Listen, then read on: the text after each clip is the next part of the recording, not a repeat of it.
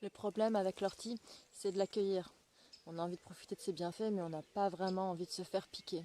Alors pour ça, en fait, il existe un geste technique qui permet de l'accueillir sans se faire mal. Ce qu'il faut savoir, en fait, c'est que les poils de l'ortie sont un peu comme des canules de verre, extrêmement fragiles. Et qu'en les touchant, en fait, elles vont se planter dans notre peau, se casser et libérer un mélange d'acide formique et d'histamine. Un super cocktail en fait qui va provoquer des réactions très désagréables, notamment des grosses brûlures et parfois même des plaques rouges, avec cette sensation de fourmillement particulière. Alors, si on veut pouvoir cueillir l'ortie sans se faire mal, ce qu'il faut déjà, c'est arriver par l'extérieur d'un bosquet d'ortie, comme c'est le cas ici. On ne va pas aller plonger sa main à l'intérieur, on va le prendre à l'extérieur.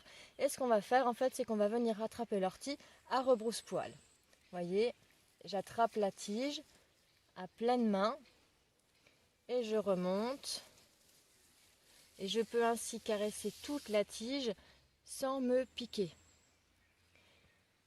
Alors ce qui est sûr, c'est que du coup, la cueillette n'est pas très rapide, mais ce que j'aime dans cette méthode, c'est que ça nous oblige à y aller doucement, en conscience, avec bienveillance aussi pour la plante, et que du coup, on n'y va pas comme un bourrin à couper tout ce qu'on trouve. Voilà, on prélève ce dont on a besoin dans les quantités nécessaires, dans le respect de l'un et de l'autre. Et si jamais on se pique, eh bien, pour ça, on utilise un cataplasme de plantain frais qu'on applique sur les brûlures. Voilà, à vous de jouer.